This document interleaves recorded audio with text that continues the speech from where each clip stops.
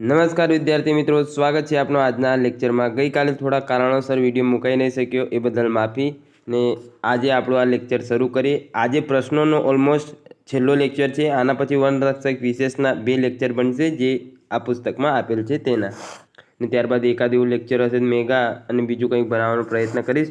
પણ શરૂ કરીએ આજનો આ લેક્ચર। પર્યાવરણ સંબંધિત બંધારણીય જોગવાઈઓ અને કાયદાઓ તેના વિશે આપણે અભ્યાસ કરવાના છીએ। બંધારણીય જોગવાઈઓ તો બંધારણના કયા અનુચ્છેદ અનુસાર દરેક વ્યક્તિને સ્વચ્છ પર્યાવરણમાં ગરિમાપૂર્ણ જીવન જીવવાનો અધિકાર આપે છે? તો અનુચ્છેદ 21। ભારતીય બંધારણમાં પર્યાવરણના જતન માટે કયા અનુચ્છેદમાં ઉલ્લેખ છે? તો અનુચ્છેદ 48A અને 51AG મુજબ। ત્યારબાદ ભારતના બંધારણમાં કયો અનુચ્છેદ દેશના પર્યાવરણનું જતન અને સુધારણા કરવાની અને જંગલો અને વન્યજીવોના રક્ષણ કરવાની બાબતનો છે? તો અનુચ્છેદ 48A। ભારતના બંધારણમાં કયા અનુચ્છેદમાં ગૌ હત્યા પર પ્રતિબંધની જોગવાઈ છે? તો એ છે અનુચ્છેદ 48। ત્યારબાદ આગળ જોઈએ, ભારતીય સંવિધાનના અનુચ્છેદ 51 ક માં ભારતના દરેક નાગરિકને કઈ ફરજનો નિર્દેશ થયો છે? તો જંગલો, તળાવો, નદીઓ અને વન્ય પશુ પક્ષીઓ સહિત કુદરતી પર્યાવરણનું જતન કરવાની અને તેની સુધારણા કરવાની અને જીવો પ્રત્યે અનુકંપા રાખવાની। ભારતના બંધારણમાં પરિશિષ્ટ 7 માં વનને કઈ યાદી હેઠળ રાખવામાં આવેલ છે? તો સંયુક્ત યાદીમાં। ત્યારબાદ 42માં બંધારણીય સુધારા દ્વારા વનને રાજ્ય યાદીમાંથી હટાવીને કઈ યાદીમાં મૂકવામાં આવ્યું છે? તો સંયુક્ત યાદીમાં। ગુજરાત સરકારે કઈ ધારા અંતર્ગત બનેલ અભયારણ્ય અને રાષ્ટ્રીય ઉદ્યાનમાં પ્રાણીઓને સંરક્ષણ આપે છે? તો વન્ય પ્રાણી સંરક્ષણ ધારો 1972 અને વન્ય પ્રાણી સંરક્ષણ ધારો 1991 મુજબ। ત્યારબાદ હવે અહીંયા વન્યજીવ સંરક્ષણ ધારાઓ છે 1972 એ મુજબ જોઈએ પ્રશ્નો। વન્યજીવોના સંરક્ષણ માટે ભારત સરકાર દ્વારા કયો અધિનિયમ બનાવવામાં આવ્યો છે? તો વન્યજીવ સુરક્ષા અધિનિયમ 1972। ત્યારબાદ આગળની તરફ વધીએ તો એમાં છે કે વન્યજીવ સંરક્ષણ અધિનિયમ 1972 એ કયા વૈશ્વિક પર્યાવરણ સંમેલનને સુસંગત છે? તો સ્ટોકહોમ સંમેલનને। કયા અધિનિયમ મુજબ આરક્ષિત વનમાં વૃક્ષછેદન, અગ્નિ પ્રવૃત્તિ અને વનને લગતી કોઈ પણ જાતની ગેરપ્રવૃત્તિ પર પ્રતિબંધ કરે છે? તો વન્યજીવ સુરક્ષા અધિનિયમ 1972 મુજબ। આગળ છે કયા અધિનિયમ મુજબ વનને લગતા કોઈ પણ પ્રકારના ગુનામાં ઉપયોગમાં લેવાય શસ્ત્રો અને વન પેદાશ જપ્ત કરવાની સત્તા વન અને પોલીસ વિભાગને આપવામાં આવે છે? તો વન્યજીવ સુરક્ષા અધિનિયમ 1972 અંતર્ગત। વન્યજીવ સંરક્ષણ ધારો 1972માં કુલ કેટલી અનુસૂચિની જોગવાઈ કરવામાં આવી છે? તો 6। ભારતમાં વન્યજીવ પ્રાણી સંરક્ષણ અધિનિયમ 1972માં વધુ સંરક્ષણ પ્રદાન આપવાવાળી પ્રજાતિઓનો સમાવેશ શેમાં થાય છે? તો અનુસૂચિ 1માં। હાથીને ભારતીય વન્યજીવ સંરક્ષણ અધિનિયમ 1972ની કઈ અનુસૂચિમાં મૂકવામાં આવેલ છે? તો અનુસૂચિ 1માં। ભારતમાં વન્યજીવ પ્રાણી સંરક્ષણ અધિનિયમ 1972માં પેંગોલિનની 8 પ્રજાતિઓનો સમાવેશ કયા શેડ્યુલમાં કરવામાં આવ્યો છે? તો શેડ્યુલ 1માં। વન્યજીવ સંરક્ષણ અધિનિયમ 1972ની કઈ અનુસૂચિમાં શિકાર પર છૂટ હોય તેવા પ્રાણીઓની યાદી આપવામાં આવી છે? તો અનુસૂચિ 5માં। ત્યારબાદ જોઈએ, જો કોઈ વનસ્પતિની પ્રજાતિનો સમાવેશ વન્યજીવ સંરક્ષણ અધિનિયમ 1972ના પરિશિષ્ટ 6માં કરવામાં આવ્યો હોય તો તેનો અર્થ શું થાય? તો વનસ્પતિની તે પ્રજાતિની ખેતી માટે લાયસન્સ લેવું જરૂરી છે। હવે જોઈએ વન્યજીવ સંરક્ષણ અધિનિયમ 1972ની અનુસૂચિઓ। અનુસૂચિ 1 અને 2 આ સૂચિમાં રહેલ પ્રાણીઓના શિકાર પર સખત પ્રતિબંધની જોગવાઈ કરવામાં આવી છે। અનુસૂચિ 3 અને 4 સૂચિ 1 અને 2ની સરખામણીએ આ સૂચિમાં રહેલ પ્રાણીઓના શિકાર પર હળવા પ્રતિબંધની જોગવાઈ કરવામાં આવેલ છે। ત્યારબાદ અનુસૂચિ 5 આ અનુસૂચિમાં રહેલ પ્રાણીઓના શિકાર પર છૂટ આપવામાં આવી છે। અનુસૂચિ 6 આ અનુસૂચિમાં આક્રમક વનસ્પતિની પ્રજાતિઓનો સમાવેશ કરવામાં આવે છે. આગળ જોઈએ, કયા અધિનિયમ હેઠળ સંરક્ષિત ક્ષેત્રો જેવા કે અભયારણ્ય, રાષ્ટ્રીય ઉદ્યાન, સામુદાયિક આરક્ષિત ક્ષેત્ર, વાઘ અભયારણ્ય ક્ષેત્ર જાહેર કરવામાં આવે છે? તો વન્યજીવ સંરક્ષણ અધિનિયમ 1972 અંતર્ગત. કયા વર્ષમાં વન્યજીવ સંરક્ષણ સુરક્ષા સુધારા બિલ પસાર કરવામાં આવ્યું? તો વર્ષ 2021માં. વન્યજીવ સંરક્ષણ સુધારા બિલ 2022 અનુસૂચિઓને ઘટાડી કેટલી કરી છે? તો 4. વન્યજીવ સંરક્ષણ સુધારા બિલ 2022 અનુસાર કાયદાના ઉલ્લંઘન માટેનો દંડ 25,000થી વધારીને કેટલો કરવામાં આવ્યો છે? તો 1 લાખ સુધી. ત્યારબાદ આગળ જોઈએ, વન્યજીવ સંરક્ષણ સુધારા બિલ 2022 નેશનલ બોર્ડ ફોર વાઇલ્ડ લાઇફના અધ્યક્ષ તરીકે કોની નિમણૂક કરવામાં આવશે? તો પ્રધાનમંત્રીની. વન્યજીવ સુરક્ષા સુધારા બિલ 2022 સ્ટેટ બોર્ડ ફોર વાઇલ્ડ લાઇફના અધ્યક્ષ તરીકે કોની નિમણૂક કરવામાં આવશે?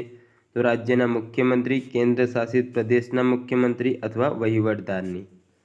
વન્યજીવ સંરક્ષણ અધિનિયમ 1972 રાજ્યના તમામ અભયારણ્યોના નિયંત્રણ, સંચાલન અને જાળવણી માટેની જવાબદારી કોને સોંપવામાં આવી છે? તો ચીફ વાઇલ્ડ લાઇફ વોર્ડનને. ત્યારબાદ આગળ જોઈએ, વન્ય પ્રાણી સંરક્ષણ અધિનિયમ 1972 ભારતમાં આરક્ષિત વિસ્તારોનો કયા વર્ગની જોગવાઈ કરે છે? તો કન્ઝર્વેશન સંરક્ષણ કે સંરક્ષિત વર્ગની. ત્યારબાદ પર્યાવરણ સંરક્ષણ અધિનિયમ 1986. દેશમાં ભોપાલ ગેસ ટ્રેજડી બાદ પર્યાવરણના સંરક્ષણના ભાગરૂપે કયો કાયદો પસાર કરવામાં આવ્યો હતો? તો પર્યાવરણ સંરક્ષણ અધિનિયમ 1986. થાણે ક્રીક ફ્લેમિંગો અભયારણ્ય કયા અધિનિયમ અંતર્ગત પર્યાવરણ સંવેદનશીલ વિસ્તાર જાહેર કરાયો? તો પર્યાવરણ સંરક્ષણ અધિનિયમ 1986 અંતર્ગત. કેન્દ્રીય ભૂગર્ભ ઓથોરિટી રચના કયા અધિનિયમ હેઠળ કરવામાં આવી છે? તો પર્યાવરણ સંરક્ષણ અધિનિયમ 1986 મુજબ. એન્વાયરમેન્ટલ પ્રોટેક્શન એક્ટ ક્યારથી અમલમાં આવ્યો હતો? તો વર્ષ 1986થી. ત્યારબાદ સિંગલ યુઝ પ્લાસ્ટિક પ્રતિબંધના ઉલ્લંઘન બદલ કયા અધિનિયમ અંતર્ગત દંડની જોગવાઈ કરવામાં આવી છે? તો પર્યાવરણ સુરક્ષા અધિનિયમ 1986. આગળનો ટોપિક છે નેશનલ ગ્રીન ટ્રિબ્યુનલ. તો ભારતમાં વિશેષ જ્ઞાન ધરાવતી પર્યાવરણ અદાલતોના નેટવર્કને કોના દ્વારા સ્થાપિત કરવામાં આવશે? તો રાષ્ટ્રીય હરિત ન્યાયાધિકરણ દ્વારા. એનજીટી કયા સિદ્ધાંતો મુજબ કાર્ય કરે છે? તો પ્રાકૃતિક ન્યાયના સિદ્ધાંતો મુજબ. સંસદ દ્વારા નેશનલ ગ્રીન ટ્રિબ્યુનલ એક્ટ કયા વર્ષ દરમિયાન પસાર કરવામાં આવ્યો હતો? તો વર્ષ 2009 દરમિયાન. નેશનલ ગ્રીન ટ્રિબ્યુનલની સ્થાપના ક્યારે થઈ હતી? તો ઓક્ટોબર 2010માં થઈ હતી. એનજીટીની સ્થાપનાનું મૂળ શેમાં છે? તો સંયુક્ત રાષ્ટ્ર 1972ના રિયો ડી જાનેરો સંમેલનમાં. ત્યારબાદ એનજીટી એ કયા પ્રકારની સંસ્થા છે? તો વૈધાનિક. નેશનલ ગ્રીન ટ્રિબ્યુનલનું વડું મથક ક્યાં આવેલ છે? તો નવી દિલ્હી. નેશનલ ગ્રીન ટ્રિબ્યુનલનું અન્ય મથક ક્યાં આવેલ છે? તો ભોપાલ, પુણે, કોલકાતા અને ચેન્નઈમાં. એનજીટીના પ્રથમ અધ્યક્ષ કોણ હતા? તો લોકેશ્વર સિંહ પ્રમુખ. વર્તમાન સમયે નેશનલ ગ્રીન ટ્રિબ્યુનલના અધ્યક્ષ કોણ છે? તો જસ્ટિસ આદર્શ કુમાર ગોયલ. ત્યારબાદ રાષ્ટ્રીય હરિત ન્યાયાધિકરણના સભ્યોની નિમણૂક કોણ કરે છે? તો રાષ્ટ્રપતિ. નેશનલ ગ્રીન ટ્રિબ્યુનલમાં ઓછામાં ઓછા અને વધુમાં વધુ કેટલા સભ્યો હોય છે? તો ઓછામાં ઓછા 20 અને વધુમાં વધુ 40. નેશનલ ગ્રીન ટ્રિબ્યુનલના અધ્યક્ષ તરીકે કોની નિમણૂક કરવામાં આવે છે? તો સર્વોચ્ચ ન્યાયાલયના નિવૃત્ત ન્યાયાધીશ અથવા તો હાઈકોર્ટના મુખ્ય ન્યાયાધીશની. નેશનલ ગ્રીન ટ્રિબ્યુનલમાં અધ્યક્ષ અને સભ્યોનો કાર્યકાળ કેટલો હોય છે? તો અધ્યક્ષ 4 વર્ષ અથવા 70 વર્ષની ઉંમર, સભ્ય 4 વર્ષ અથવા 67 વર્ષની ઉંમર સુધી હોય છે. એનજીટીમાં દાખલ થતી અરજી ફરિયાદોનો ઉકેલ કેટલા સમયમાં કરવામાં આવે? 6 માસમાં. એનજીટી એક્ટનું પાલન ન કરવા માટે કેટલી સજાની જોગવાઈ છે? તો 3 વર્ષની જેલ અથવા 10 કરોડ રૂપિયાનો દંડ. એનજીટી અને તેના હેઠળ પર્યાવરણ અદાલતોનું વિસ્તૃત નેટવર્ક બનાવનાર વિશ્વનો પ્રથમ દેશ કયો છે? તો ભારત. ભારત સિવાય વિશ્વના કયા દેશમાં નેશનલ ગ્રીન ટ્રિબ્યુનલ એક્ટ બનાવવામાં આવ્યો છે? તો ઓસ્ટ્રેલિયા અને ન્યૂઝીલેન્ડ દેશમાં. ત્યારબાદ અન્યમાં જોઈએ, રાષ્ટ્રીય વન નીતિ 1952માં બની, વન્યજીવ સંરક્ષણ અધિનિયમ 1972માં બન્યું, જળ પ્રદૂષણ નિયંત્રણ અને નિવારણ કાયદો 1974માં બન્યો. તો આ વર્ષ થોડાક ધ્યાને લેવા. વન સંરક્ષણ અધિનિયમ 1980, વાયુ પ્રદૂષણ નિયંત્રણ અને નિવારણ કાયદો 1981, પર્યાવરણ સુરક્ષા કાયદો 1986, રાષ્ટ્રીય વન નીતિ 1988, રાષ્ટ્રીય પર્યાવરણ ન્યાયાધિકરણ કાયદો 1995, biomedical waste management and handling rules 1998. ત્યારબાદ ધ્વનિ પ્રદૂષણ નિયમન અને નિયંત્રણ અધિનિયમ 2000, બેટરી મેનેજમેન્ટ અધિનિયમ 2001, જૈવ વિવિધતા કાયદો 2002, રાષ્ટ્રીય પર્યાવરણ નીતિ 2006માં, ઈ વેસ્ટ મેનેજમેન્ટ રૂલ્સ 2016માં, ઘન કચરો વ્યવસ્થાપન અધિનિયમ 2016 અને પ્લાસ્ટિક વેસ્ટ મેનેજમેન્ટ અધિનિયમ 2016માં બન્યું. ભારતની પ્રથમ રાષ્ટ્રીય વન નીતિ ક્યારે અમલમાં આવી? તો 1952માં. ભારત સરકારે નવી રાષ્ટ્રીય વન નીતિ ક્યારે જાહેર કરી હતી? 1988માં. કઈ નીતિ અંતર્ગત દેશમાં જંગલોનું પ્રમાણ કુલ જમીનના 33% કરવાની જોગવાઈ કરવામાં આવી છે? તો રાષ્ટ્રીય વન નીતિ 1988 મુજબ. સંયુક્ત વન પ્રબંધ જોઈન્ટ ફોરેસ્ટ મેનેજમેન્ટની શરૂઆત ક્યારે અને ક્યાંથી થઈ? 1972માં પશ્ચિમ બંગાળમાં મિદનાપુર જિલ્લાથી. વનોને કાપવા પર સંપૂર્ણ પ્રતિબંધ મૂકનાર દેશ કયો છે? જે સૌ પ્રથમ બન્યું તો નોર્વે. હવાના પ્રદૂષણના નિયંત્રણ અને અટકાવવાનો કાયદો ક્યારથી અમલમાં આવ્યો? તો 1981થી. ત્યારબાદ આગળ જોઈએ, ભારતમાં પ્રદૂષણને લગતો પ્રથમ કયો કાયદો બન્યો? તો પાણી અધિનિયમ 1974. હવા પ્રદૂષણની ગંભીર કટોકટીને પહોંચી વળવા માટે કયો કેન્દ્રીય તેમજ રાજ્ય પ્રદૂષણ નિયંત્રણ બોર્ડને સત્તા આપે છે? તો હવા પ્રદૂષણ નિવારણ અને નિયંત્રણ સુધારા અધિનિયમ. જળ પ્રદૂષણ અટકાવવા અને નિયંત્રિત કરવા તેમજ જળની સ્વચ્છતા અને સુરક્ષા જાળવવા માટે ક્યારે અને કયો કાયદો પસાર કરવામાં આવ્યો? તો 1974માં જળ પ્રદૂષણ નિયંત્રણ કાયદો. કયા વર્ષમાં વાયુ પ્રદૂષણ અધિનિયમમાં સંશોધન કરી ધ્વનિ પ્રદૂષણ ઉમેરવામાં આવ્યું? તો વર્ષ 1988માં. કયા મંત્રાલય દ્વારા વન અધિકાર અધિનિયમ 2006 લાગુ કરવામાં આવ્યું? તો જનજાતિ બાબતોનું મંત્રાલય દ્વારા.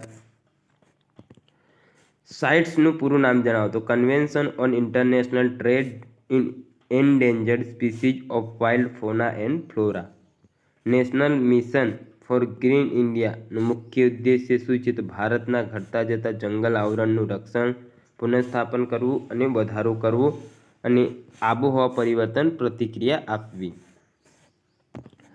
વિશ્વ પર્યાવરણ દિવસ ક્યારે ઉજવવામાં આવે? તો 5 જૂનના રોજ. ત્યારબાદ આગળ જોઈએ, કયો અધિનિયમ સીમાંત અને આદિવાસી સમુદાયોના જંગલની જમીનો પર અધિકારોને માન્યતા આપવાનો પ્રયાસ કરે છે? તો વન અધિકાર અધિનિયમ 2006. ભારતમાં જૈવ વિવિધતા અધિનિયમ ક્યારે ઘટાયો? તો વર્ષ 2002માં. ભારતમાં જૈવ વિવિધતા અધિનિયમ ક્યારે ઘડવામાં આવ્યું? તો વર્ષ 2002માં. કયા અધિનિયમમાં સુધારો કરીને બિન જંગલ વિસ્તારમાં ઉછેરવામાં આવતા વાંસને વૃક્ષથી દૂર કરી ઘાસની સંજ્ઞા આપવામાં આવે? તે ભારતીય જંગલ અધિનિયમ 1927. વર્ષ 1980માં ભારતમાં વનોના જે નાશને અટકાવવા માટે કયો કાયદો અમલમાં મૂકવામાં આવ્યો? તો વન સંરક્ષણ અધિનિયમ. વન સંરક્ષણ નિયમો 2022 કયા અધિનિયમ હેઠળ સૂચિત કરવામાં આવ્યું છે? તો વન સંરક્ષણ અધિનિયમ 1980 અંતર્ગત. વન સંરક્ષણ નિયમ 2022 મુજબ કઈ સમિતિની રચના કરવામાં આવી? તો સલાહકાર, પ્રાદેશિક અધિકાર પ્રાપ્ત અને પ્રોજેક્ટ સ્ક્રીનિંગ સમિતિની. ભારતમાં રાષ્ટ્રીય આપત્તિ વ્યવસ્થાપન અધિનિયમ ક્યારે અમલમાં આવ્યું? તો 23 ડિસેમ્બર 2005ના રોજ. હવે જોઈશું પર્યાવરણ સંબંધિત દિવસો.